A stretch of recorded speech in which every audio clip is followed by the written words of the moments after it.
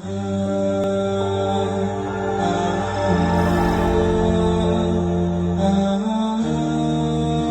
زندگی بھر بھی لگا رہوں تو نبی کی شان کا ذرہ نہیں بتا سکتا کہ میرے نبی کیا شان والے ہیں، کتنی عزت والے ہیں اور کتنے علم والے ہیں۔ میں ان کی اب صرف ایک حدیث سناتا ہوں، اس ایک حدیث پہ میں عمل کر لوں، محمود صاحب کر لیں، آپ کر لیں، یہ مستورات کر لیں، ہمارا ملک کر لے، ہمارا سارے شعبے زندہ ہو جائیں گے، ہمارے سارے شعبوں سے ظلم نکل جائے گا، ناانصافی نکل جائے گی، برکتیں آئیں گی، ہماری زمینوں کا پانی نیچے جا رہا ہے، 100 فٹ تک ہم پائپ ڈال رہے ہیں، 40 فٹ کنواں، پھر آگے 100 فٹ پر بھی پانی نہیں آ رہا ہے، اس قدر بے برکتی کا سامنا کرنا پڑ رہا ہے۔ تو میں ایک حدیث سناتا ہوں، یہ پچھلی جو میں نے ساری بات کی تھی، اس ایک، چونکہ جب آپ جاننے والے کو ہی، بولنے والے کو نہیں جانتے تو بول کو کیا جانو، بلکہ ایک واقعہ سناتا ہوں آپ کو۔ عبد الخالق تھے، وہ ڈی آئی جی ریٹائر ہوئے، میرے بڑے اچھے دوست تھے، تو وہ پروموٹ ہوئے فیصل آباد سے، ایس ایس پی سے ڈی آئی جی پروموٹ ہوئے، تو یہاں کافی سروس کر کے گئے تھے، وہ آگے 4 مہینے لگانے۔ تو اس وقت یہاں ظفر لک میرا اسکول کا بڑا اچھا دوست تھا، سینٹرل ماڈل اسکول میں ہم اکٹھے پڑھے، 1 سال میں آگے تھا، وہ پیچھے تھا، لیکن ہمارا ہاسٹل میں کمرہ ایک تھا۔ میں نے اس سے کہا چلو تمہیں ظفر سے ملاتا ہوں، وہ کہنے لگا میرا وہ بیچ میٹ ہے، میں نے کہا میرا اسکول میٹ، چلو۔ تو یہ جو آپ کی پولیس لائن کا ایک دروازہ اس روڈ کی طرف ہے، جو یہاں سے یوں آگے، ایک تو ہے نا وہ زورہ یونیورسٹی کی طرف سے دروازہ، ایک ہے اس طرف سے گیٹ، ہاں وہ اب پولیس والوں کے لیے، اب میں بھی داڑھی والا ٹوپی والا، وہ بھی داڑھی والا ٹوپی والا، تو اس نے کہا، سپاہی کھڑا تھا، تالا لگا ہوا، کہا بھائی جی دروازہ تو کھولو، تو وہ کہتا اتوں آؤ، بڑے اتوں آؤ، اسے کیا خبر کہ یہ بلا کھڑی ہوئی ہے، پولیس والے کے لیے، سپاہی کے لیے تو ڈی آئی جی بڑی بلا ہے، معذرت کے ساتھ محمود صاحب سے، انہوں نے کہا 2 صوفی صاحب نے میرا کی کر سکتے، اچھا جون کا مہینہ تھا، شدید گرم، انہوں نے پھر کہا بھائی تیری بڑی مہربانی، کھول دے، گرمی بہت ہے، وہ دروازہ بڑا دور ہے تو یہی کھول دے۔ کہا صوفی صاحب تجھے سنیا نہیں، اتوں آؤ۔ اس نے تیسری دفعہ پھر محنت کی کہ بھائی کھول دے، تیری بڑی مہربانی، کہتا تجھے میرے مغرب پہ گئے، میرے کو چابی کوئی نہیں، ابھی کو نہیں تالا لگا ہے۔ تو اس کے بعد اس نے کہا میرے بھائی میں عبد الخالق ڈی آئی جی، وہ کرتا ہے سر زمین تے ہی بہ گیا، اس نے کہا میں مارے آ گیا، یہ تو ڈی آئی جی میں نے لے دے گیا۔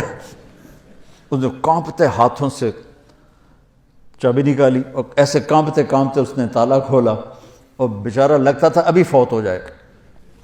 تو میں نے کہا مجھے آج ایک بات سمجھ میں آئی، جب تک بولنے والے کی قدر نہ ہوگی، بول کی قدر کون کرے گا؟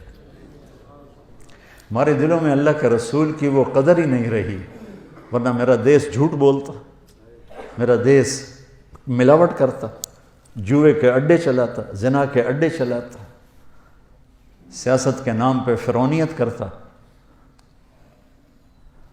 جانتے ہی نہیں ہمارے نبی کی ہے، ہمارے نبی ہیں کون۔ تو اتنی بڑی ہستی کی ایک حدیث سنا رہا ہوں، اللہ کی قسم، دنیا بھی آپ کی، آخرت بھی آپ، جس مرضی شعبے میں ہو۔ آپ نے کہا 4 اذا کانت فیک ما درک ما فاتک من الدنیا، 4 باتیں مجھ سے لے لو، 40 نہیں، 400 نہیں، 4 کہ 4 باتیں صرف مجھ سے لے لو اور آنکھیں بند کر کے سو جاؤ، دنیا بھی تمہاری، آخرت بھی تمہاری۔ میرے نبی کبھی بڑے بڑے وظیفے نہیں بتاتے تھے، امت کو سہولت میں رکھا، تو فرمایا 4 باتیں لے لو، دنیا بھی تمہاری، آخرت بھی۔ صدق و حدیث، ہمیشہ سچ بولنا، جھوٹ نہ بولنا۔ میرا دیس، میرا بازار، میری تجارت، میری زراعت، میری سیاست، سب جھوٹ پر ہے۔ صدق و حدیث، حفظ و امانت، کسی کو دھوکہ نہ دینا، دھوکہ نہ دینا، فراڈ نہ کرنا، غلط FIR نہ کاٹنا، دھوکہ نہ دینا، بے گناہوں کو 302 میں نہ دھر لینا۔ کتنے بے گناہ پھانسی چڑھ گئے۔ حسن و خلیقت، اخلاق اچھے رکھنا، گالیاں نہ دینا، بدتمیزی نہ کرنا، میٹھے بول سے لوگوں کے دل خریدنا، بشاشت سے، مسکرانے سے لوگوں کے دلوں پہ راج کرنا، عفت فی طعمت، رزق حلال کمانا۔ 4 باتیں، اور اس میں پورا دین میں نے نہیں ڈالا، میرے نبی نے پورا دین ڈال کے دے دیا۔ فرائض کے بعد نمازی تو چھٹی کوئی نہیں، میرے نبی کے نواسے نے سر کٹایا، نماز نہیں چھوڑی، اپنی ساری اولاد ذبح کروا دی، نماز نہیں چھوڑی۔ اس کے بعد کون یہ کہہ سکتا جی پڑھی نہیں جاندی؟ اور فرائض کے بعد میرے نبی یہ 4 باتیں بتا رہے ہیں۔ سچ بولنا، جھوٹ نہ بول۔ ہائے ہائے، میرے نبی نے کہا کہ اور کسی کو دھوکہ نہ دینا، دیانتداری سے چلنا۔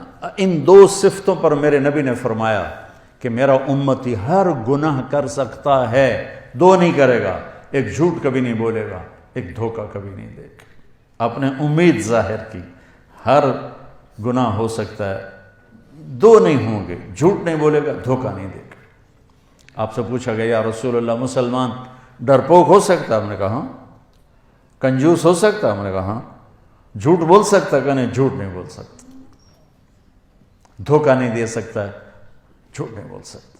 میرا امتی انسان ہے، بشر ہے، مرد ہو یا عورت، کوئی بھی گناہ ہو سکتا ہے، 2 نہیں کرے گا، جھوٹ کبھی نہیں بولے گا، دھوکہ کبھی نہیں دے گا۔ تو جھوٹوں کے ماحول میں سچ بولنا جہاد ہے، اور آپ کی 24 گھنٹے کی جاب ہے، آپ فون بند نہیں کر سکتے، آپ کی وردی اتری ہو تو بھی آپ وردی میں ہوتے ہیں، اور تنخواہیں آپ کی تھوڑی تھوڑی ہیں، اور مشقت آپ کی اتنی ہے، اور اوپر سے کوئی آپ کی تعریف کرنے والا نہیں، سب آپ کو گالیاں دینے والے ہیں، برا بھلا کہنے والے ہیں۔ حالانکہ آپ کا شعبہ ہی بندگی اور عبادت ہے، اور آپ کے اندر بڑے بڑے اولیاء ہیں جو گھٹ گھٹ کے پس کے چٹنی روٹی کھا کے موت کا گلے لگاتے ہیں اور حرام نہیں کرتے۔ یہ جنید بغدادی کے جیسے لوگوں کے ساتھ اٹھائے جائیں، یہ شیخ عبد القادر جیلانی جیسے لوگوں کے ساتھ اٹھائے جائیں گے جو اس محکمے میں۔ پھر انتہائی مقدس ہستی حضرت عمر فاروق نے پولیس کے محکمے کی بنیاد رکھی تھی۔ نبوی دور میں، صدیقی دور میں پولیس نہیں تھی۔ حضرت عمر نے اپنی جب خلافت 22 لاکھ مربع میل میں پھیل گئی اور مختلف علاقے قومیں داخل ہوئے اور پھر وہ انتشار ہونے لگے، تو پھر آپ نے محکمہ پولیس کی بنیاد رکھی۔ بہت بابرکت ہستی نے آپ کے محکمے کی بنیاد رکھی ہے۔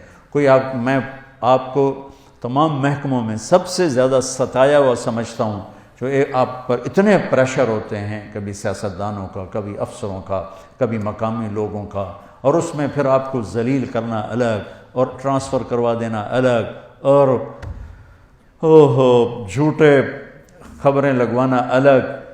تو کچھ پھر پولیس والوں سے بھی ہو جاتا ہے، کوئی فرشتے تو آپ بھی نہیں ہیں، لیکن آپ یقین مانیں جس تکلیف سے آپ گزرتے ہیں اس کے مقابلے میں تو سپاہی کی تنخواہ بھی 1 لاکھ ہونی چاہیے۔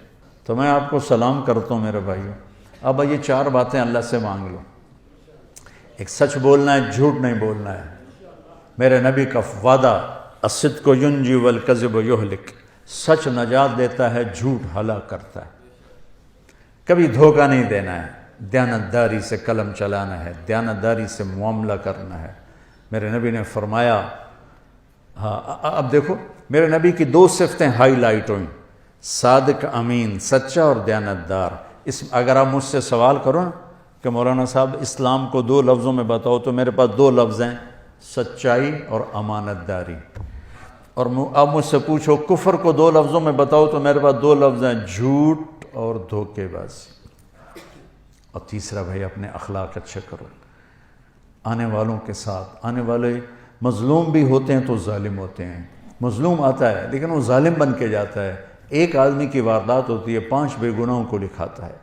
تو ہمارا تو مظلوم بھی ظالم ہے۔ آپ کی ڈیوٹی بہت سخت ہے، خوب اللہ روزانہ تھانہ ڈیوٹی پر جانے سے پہلے 2 نفل پڑھ کے گئے کرو کہ یا اللہ میرے ذریعے سے کسی پہ ظلم نہ ہو، زیادتی نہ ہو۔ تو دیانتداری اور سچائی یہ آپ کو 4 چاند لگا دے گی، اور اچھے اخلاق۔ آپ کا مسکرا کے ملنا بھی صدقہ ہے۔ میرے نبی نے فرمایا ابتساموں کا فی وجہ اخی کا صدقہ، تو اپنے مسلمان بھائی کو مسکرا کے مل، یہ بھی تیرے لیے صدقہ۔ ماں باپ زندہ ہیں تو ان کی خدمت کرنا، ان کی دعا لینا، کہ اللہ تعالیٰ کی بارگاہ میں کسی نے بڑی جنت بنانی ہو تو اپنے ماں باپ کی دعا لے۔ میرے نبی نے فرمایا جب لوگ جنت میں جا رہے ہوں گے تو اویس کرنی بھی جا رہا ہوگا۔ اویس کرنی نام سنو ہے، ماں کی خدمت سے بڑے مشہور ہیں۔ میں ان کے گاؤں بھی گیا، ان کی قوم سے بھی ملا یمن میں جب جنگ نہیں تھی، ابھی چھوٹا سا گاؤں ہے ان کا، کالے پہاڑوں میں ہے۔ فرمایا کہ جب لوگ جنت میں جائیں گے تو اویس بھی جائے گا، جب جنت کے قریب جائیں گے تو اللہ تعالیٰ کہے گا باقی چلے جاؤ، اویس کو روک لو۔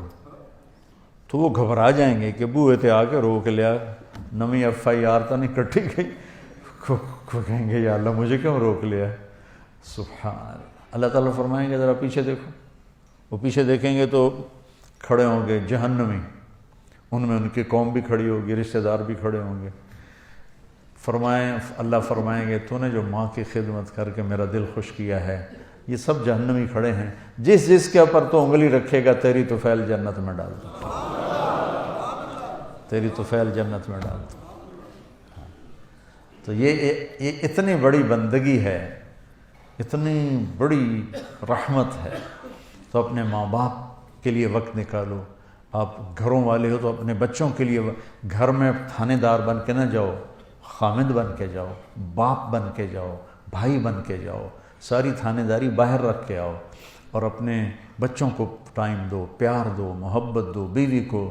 تنخواہیں تھوڑی ہیں، مشکلات زیادہ ہیں، تو میں ایک آپ کو وظیفہ بتاتا ہوں اللہ کی بارگاہ سے رزق کے حلال دروازے کھلوانے کا، چونکہ رزق حلال، چوتھی چیز کیا ہے؟ رزق حلال۔